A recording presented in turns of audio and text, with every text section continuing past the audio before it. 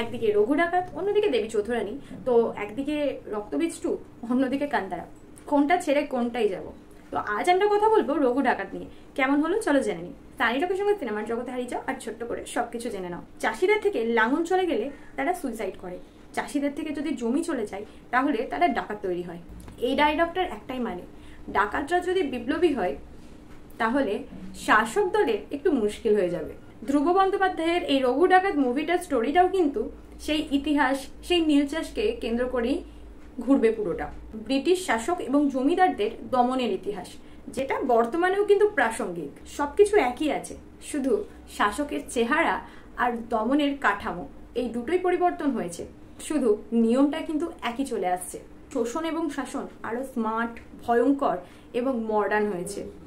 এই নিয়ম কিন্তু যুগে যুগে একইভাবে চলে আসছে, শুধু পরিবর্তন হচ্ছে নামগুলো। যাই হোক, এখানে রঘু ডাকাতে মেন ক্যারেক্টারে আমরা দেখতে পাচ্ছি রঘু হিসেবে দেবদাকে।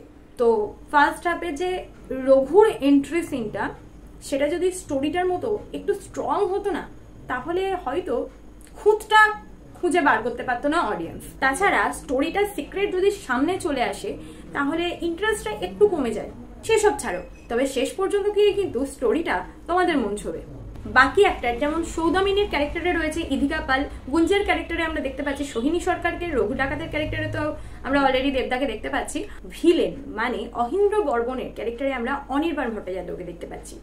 এছাড়াও পাশাপাশি আরো অনেক ক্যারেক্টার রয়েছে, রূপা গাঙ্গুলি রয়েছে। তো সকলের ক্যারেক্টারের দিক থেকে অ্যাক্টিংটা ভালোই করেছে। পিরিয়ড ড্রামা মুভি সিরিয়াসলি না দেখাই ভালো। ফার্স্টেই বলে দিয়েছে, কাল্পনিক পরিত্রাতা আইডলের একজন রবিন হুডের গল্প আমরা জানবো এই মুভিটার মধ্যে দিয়ে। গল্পের মধ্যে তো আমরা অলরেডি জেনে গেছি যে একটা হিস্ট্রি বেস স্টোরি, সেখানে নীল চাষ রয়েছে, অত্যাচার রয়েছে, নিপীড়ন রয়েছে, তার বিরুদ্ধে লড়াই রয়েছে, তার সাথে রয়েছে লাভ অ্যাঙ্গেল। সেখানেও ঠিক ত্রিকোণ প্রেম বলা চলে না, আবার ত্রিকোণ প্রেমও বলা চলে, কারণ রঘু, গুঞ্জা এবং সৌদামিনীর মধ্যে একটা লাভ অ্যাঙ্গেল দেখানো হয়েছে।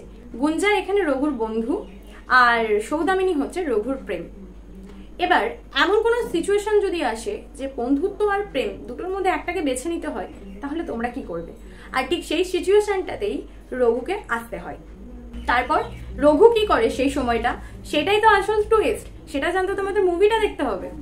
বন্ধুত্বে প্রেম না হোক, প্রেমে কিন্তু বন্ধুত্ব মাস্ট। মুভিতে প্রেম ও বন্ধুত্বের সংজ্ঞাটা একটু আলাদা আলাদা, মানে প্রেম আর বন্ধুত্বের শরীরটা কিন্তু আলাদা।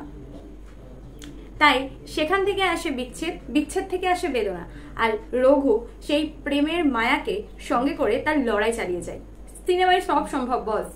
একটা সিন আছে যেখানে ভিলেন জমিদার নীল রং মেখে চান ঘরে জল মাখছে।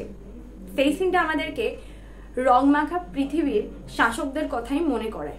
রঘু চরিত্রের দেবদা কিন্তু আসল শয়তানের মুখোশ খুলে ফেলতেই পারতো, কিন্তু বাস্তব পৃথিবীতে কে সেই দায়িত্ব নেবে? কিছুটা কমতি, কিছুটা বাস্তবতা, কিছুটা রিয়েল মেসেজ, সবকিছু মিলিয়ে গুছিয়ে একটা সুন্দর স্টোরিকে আমাদের সামনে স্ট্রং ভাবে প্রেজেন্ট করা হয়েছে। কোথাও কমতি, কোথাও ভালো লাগা, সবকিছু মিলমিশ করেই রয়েছে। তো আমি তো বলবো আমার 50-50 লেগেছে। ওয়াও কিছু লাগেনি, আবার মনে রাখার মতন যে এটা অনেক দিন মনে থেকে যাবে এরকম বিষয়ও নেই। আবার খুব খারাপ লেগেছে এটাও বলবো না। ফার্স্ট যে অ্যাকশনটা ছিল সেটা অনেকটা জোরালো হতে পারতো। আবার কিছু কিছু ডায়লগ আছে যেগুলো কিন্তু তীরের ফলার মতো বিঁধবে এবং অনেক দিন পর্যন্ত তোমার কিন্তু মাথায় থেকে যাবে, কারণ সেটা বাস্তব রিলেটেড ডায়লগ। সো তোমাদের কেমন লেগেছে তোমরা জানিয়ে ফেলো। আমি আসছি খুব তাড়াতাড়ি নতুন আপডেট নিয়ে তোমাদের সামনে। তাই যাওয়ার আগে চ্যানেলটিকে সাবস্ক্রাইব করে আমার সঙ্গে জয়েন হয়ে যেতে ভুলো না। সানি টকের সঙ্গে সিনেমার বক্ষ হচ্ছে শেষ, আবার আসছি নতুন মুভি নিয়ে। তোমরা সবসময় থাকো ফ্রেশ। টাটা।